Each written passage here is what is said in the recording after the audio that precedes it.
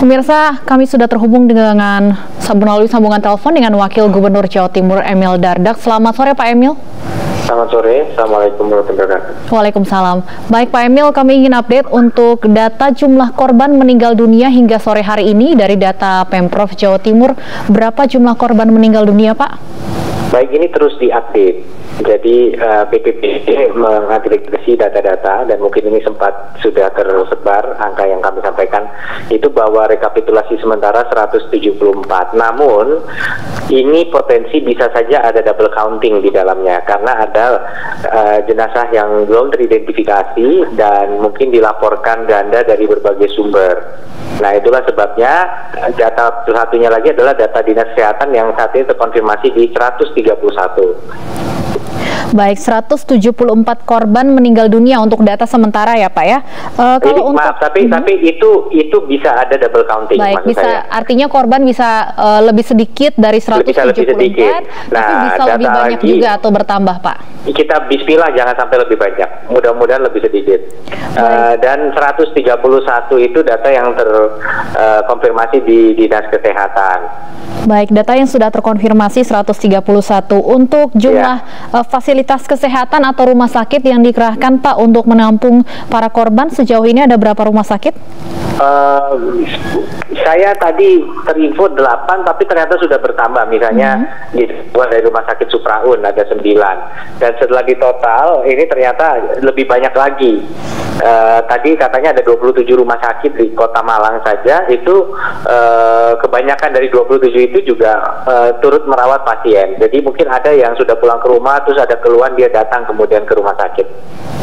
Baik, Pak Emil, saya ingin mengkonfirmasi pernyataan yang juga sudah disampaikan oleh Ibu Gubernur bahwa Pemprov akan memberikan santunan baik kepada korban tewas maupun korban luka, Pak. Luka berat ya? Berapa jumlah santunan yang rencananya akan diberikan, Pak? Saya rasa itu biar kita pastikan nanti, karena tentunya bukan nominalnya yang menjadi fokus karena tidak akan bisa menggantikan kesedihan dari keluarga yang ditinggalkan. Tetapi ini bentuk bagaimana kita turut berempati, turut bersedih atas peristiwa ini. Baik, artinya apa saat ini yang menjadi fokus dari Pemprov Jawa Timur, Pak, pasca insiden ini?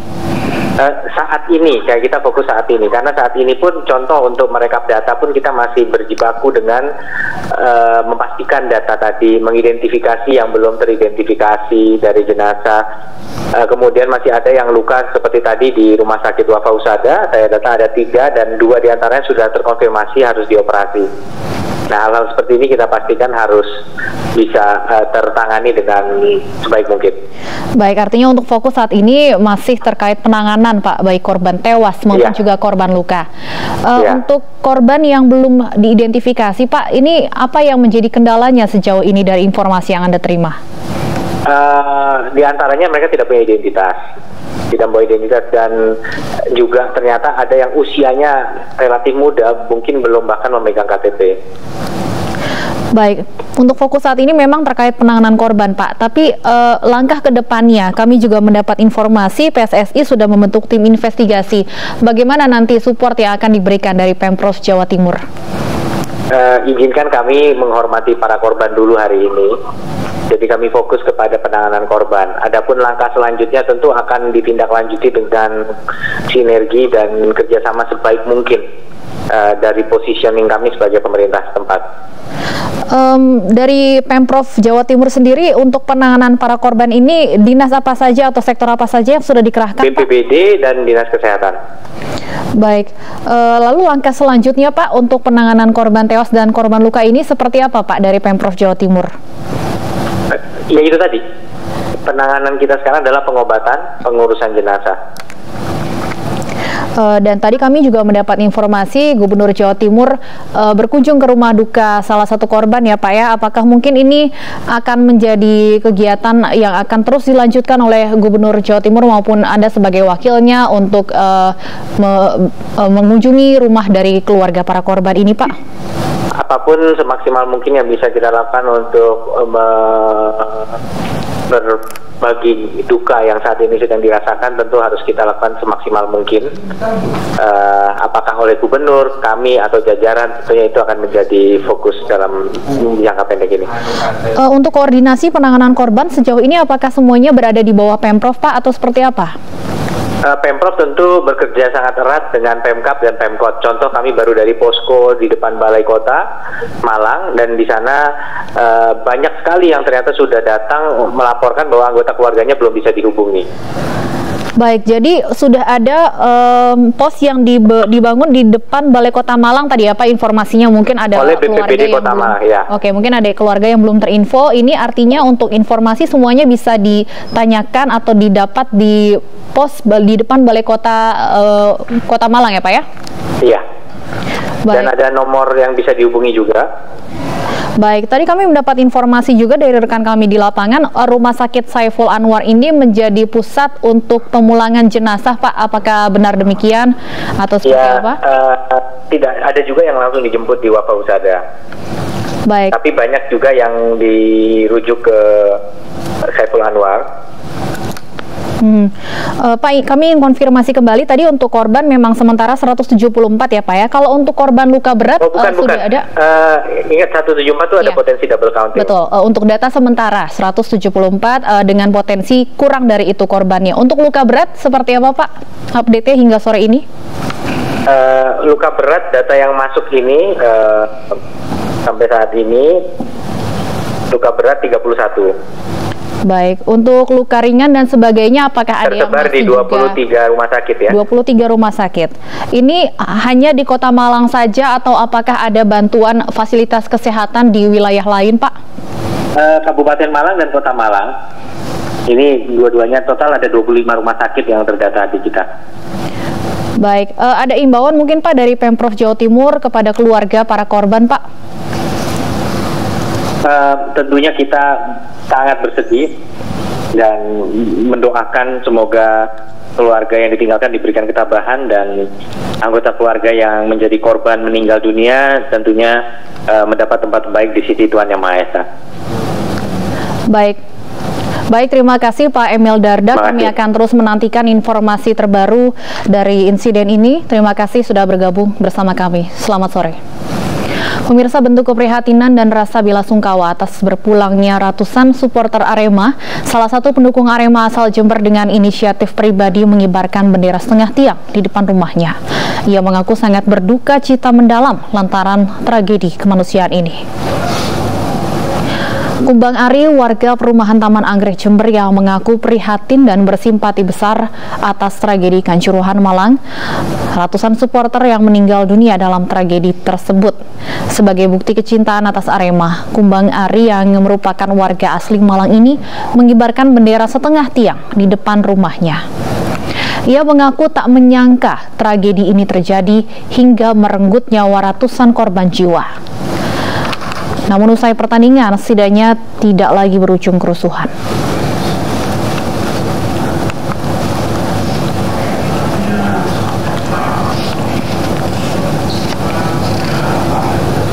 Pemirsa, tim identifikasi dan forensik Polres Malang melakukan olah TKP di Stadion Kanjuruhan, Kabupaten Malang usai insiden kericuhan usai laga Arema kontra Persebaya Sabtu malam. Petugas mencari dan mengumpulkan bukti-bukti penyebab kejadian tragedi Kanjuruhan. Proses olah TKP di Stadion Kanjuruhan, Kabupaten Malang, Jawa Timur berlangsung tertutup. Media hanya diperbolehkan mengambil gambar dari jarak jauh untuk kelancaran petugas. Banyaknya warga yang melintas menghambat jalannya proses identifikasi.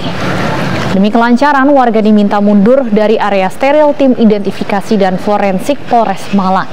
Sebelumnya insiden pertandingan Arema kontra Persebaya berlangsung ricuh. Ratusan supporter meninggal dunia akibat kericuhan tersebut.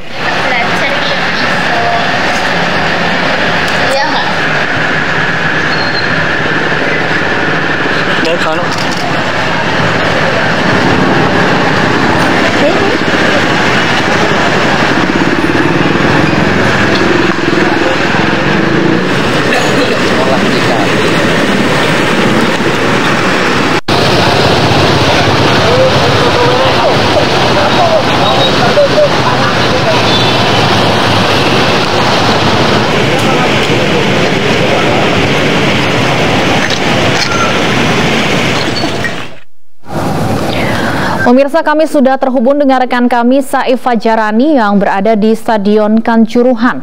Saif, apakah sudah ada informasi terkait hasil olah TKP pada siang tadi? Ya, Stefani dan pemirsa, perkembangan hingga saat ini olah TKP telah dilakukan oleh Polres Malang terkait terjadinya kericuhan di Kanjuruhan pada siang tadi. Namun sayangnya olah TKP ini berjalan tertutup sehingga awak media belum bisa mengetahui hasilnya.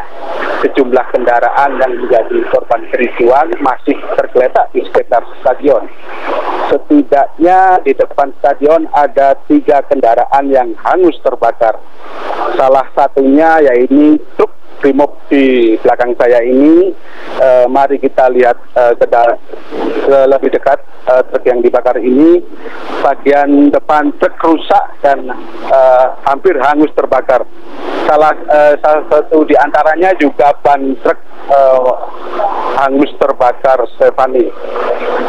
Sementara itu, warga di sekitar lokasi juga berbondong-bondong ingin melihat bangkai truk dan kendaraan lainnya yang masih berada di luar Stadion Kanjuruhan, Stefani. Tak hanya itu, warga juga penasaran ingin melihat proses kedatangan Kapolri yang rencananya akan mendatangi Stadion Kanjuruhan pada pukul 16.40 nanti. Warga berbondong-bondong melihat lebih dekat bangkai kendaraan yang terbakar. Saat ini dilakukan pengamanan oleh pihak kepolisian Polres Malang untuk persiapan kedatangan Kapolri sore nanti, Stefani. Saif, berapa lama tadi proses olah TKP berlangsung? Proses olah TKP sendiri berjalan mulai pukul 10 pagi hingga 1 siang, Stefani. Artinya berlangsung selama kurang lebih 3 jam. Saif, apakah ada informasi terkait mengapa kemudian mobil-mobil ini belum dievakuasi dan masih dibiarkan di lokasi Stadion Kanjuruhan? Untuk informasi tersebut masih belum kita dapatkan konfirmasi oleh pihak kepolisian, Stefani. Dan tadi Anda sebutkan ada rencana kedatangan Kapolri. Saya ingin konfirmasi kembali pukul berapa rencananya Kapolri akan meninjau langsung Stadion Kanjuruhan? Dari jadwal yang beredar, ini pada pukul 16.40 nanti Kapolri akan mengunjungi Stadion Kanjuruhan, kemudian akan berlanjut ke Rumah Sakit Umum Daerah Kanjuruhan untuk melihat korban yang masih dirawat di sana, Stefani. Baik, artinya kurang lebih masih ada sekitar 17 menit lagi hingga rencana kedatangan Kapolri. Seperti apa persiapan di sana menyambut kedatangan Kapolri, Saif? Untuk saat ini pihak kepolisian sudah melakukan pengamanan di lokasi di luar stadion ini. Para warga yang memasuki lokasi dilakukan penghalauan untuk masuk ke lokasi Stadion Kanjuruhan, Stefani. Baik, ada sterilisasi artinya ya. Sampai sejauh mana kemudian masyarakat maupun media bisa mendekat sebelum ada batas untuk sterilisasi di Stadion Kanjuruhan ini? Untuk saat ini awak media sudah berkumpul di belakang saya, Stefani. Ini ada garis polisi. Mungkin di sini tempat awak media dan juga warga bisa melihat Stadion Kanjuruhan dari dekat, Stefani. Bisa Anda tunjukkan kepada kami di mana letak polisi yang berjaga untuk melakukan sterilisasi, memastikan tidak ada warga yang masuk ke area dalam Stadion Kanjuruhan? Ya, Stefani. Polisi berjaga di sekitar lokasi sini, tempatnya pagar yang dirusak oleh supporter kemarin. Polisi berjaga di sini untuk menghalau warga yang ingin masuk ke dalam Stadion Kanjuruhan, Stefani. Baik, dari titik ini menuju ke Stadion Kanjuruhan ini jaraknya masih berapa meter lagi kurang lebih, Saif? Dari titik luar Stadion Kanjuruhan kira-kira hampir 100 meter untuk bisa masuk ke dalam lingkungan parkir Stadion Kanjuruhan, Stefani. Baik, artinya kericuhan yang terjadi malam tadi ini berlangsung hingga di bagian luar dari stadion, Saif? Ya, untuk kericuan sendiri berlangsung hingga di depan Gapura Stadion Kanjuruhan, Stefani. Ada 3 kendaraan yang dibakar oleh supporter di depan stadion ini. Apakah ketiga kendaraan ini seluruhnya milik polisi atau ada kendaraan milik warga juga? Untuk sendiri yakni truk Brimob dan 2 kendaraan dinas milik polisi ataupun lantas.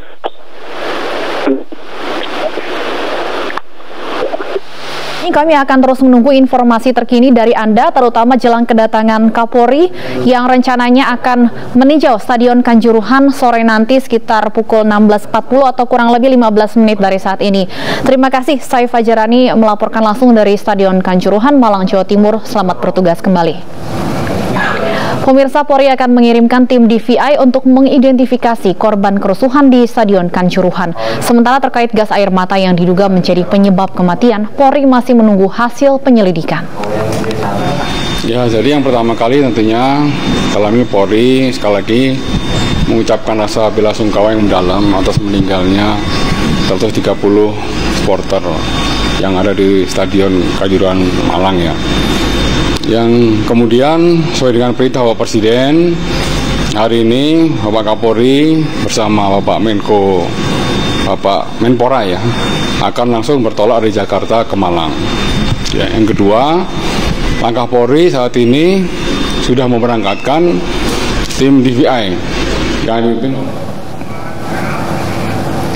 Nah, pemirsa, untuk mengetahui informasi terkini terkait korban pasca insiden di Stadion Kanjuruhan malam tadi, sudah bergabung bersama kami Direktur Rumah Sakit Umum Daerah Kanjuruhan, Bobi Prabowo. Selamat sore, Pak Bobi.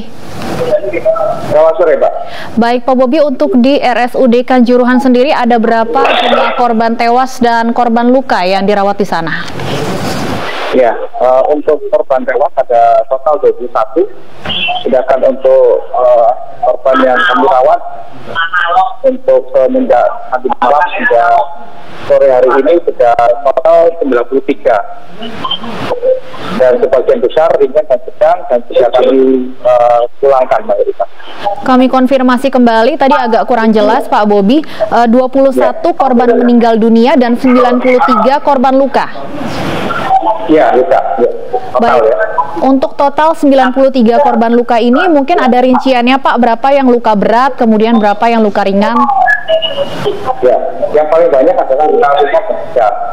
Ya, kemudian yang luka berat itu total ada 4 yang berat. Jadi 89 itu ringan dan sedang. Jadi mayoritas pasien-pasien ringan dan sedang. Untuk 89 korban luka ringan dan sedang ini, apakah ada yang sudah dipulangkan, Pak?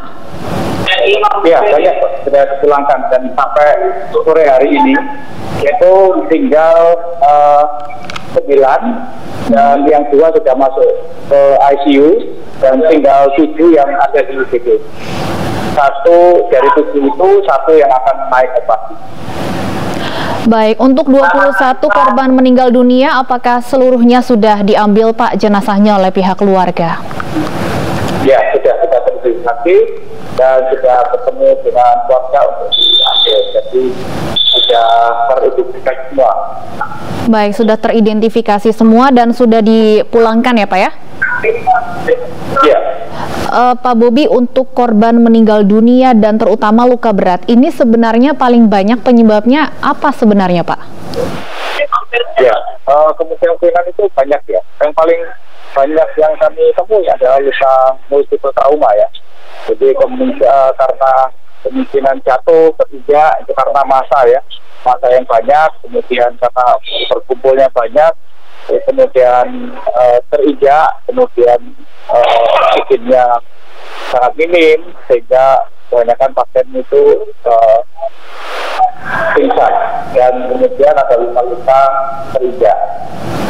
Untuk 21 korban meninggal dunia ini Pak, artinya apakah ada yang meninggal langsung di TKP, kemudian apakah juga ada yang meninggal setelah sebelumnya menjalani perawatan terlebih dahulu Pak di RSUD?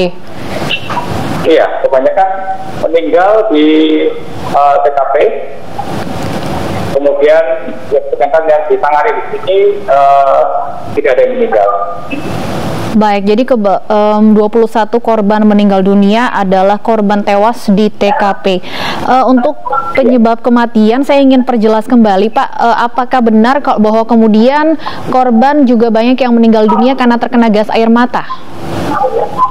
Oh, kalau itu untuk gas air mata, itu yang saya temui adalah luka akibat gas yang mata, iritasi mata yang merah saja. Sedangkan yang banyak yang berat adalah cedera otak karena trauma. Baik, kebanyakan korban meninggal dunia karena trauma, karena terinjak-injak dan sebagainya ya, Pak? Ya. Baik, artinya untuk dampak... Ya, silakan, Pak. Ya, memang untuk mata, memang kami temui ada iritasi mata yang hanya pada pasien yang datang ringan, yang tergolong ringan ya, yang beberapa jam kemudian kami pulang. Kalau untuk dampak luka terberat akibat gas air mata ini yang ditemui di RSUD Kanjuruhan seperti apa, Pak? Lukanya bentuknya seperti apa? Ya, hanya merah sekitar di mata. Iritasi mata ya, Pak, akibat gas air mata? Ya, sekitar mata, ya kulit sekitar mata.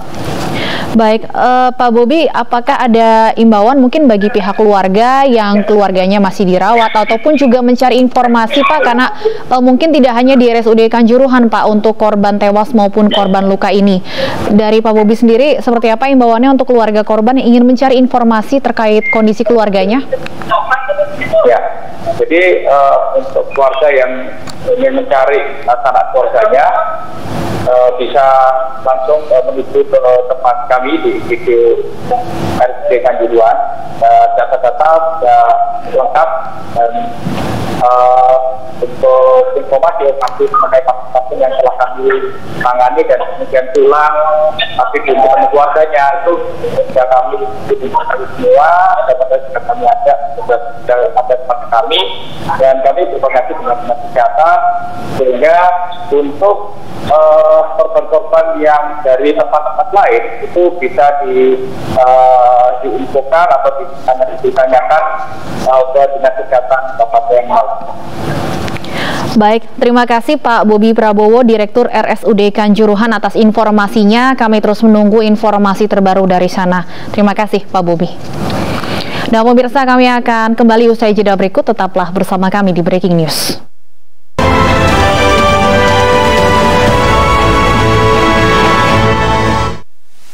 Nikmati momen indah pernikahan. Dia selalu mensupportku. Kadang kami berbeda paham, namun saat sakit mahku kambuh, aduh, hanya dia yang tahu. Polisilen untuk mahku. Polisilen, solusi sakit mah dan kembung.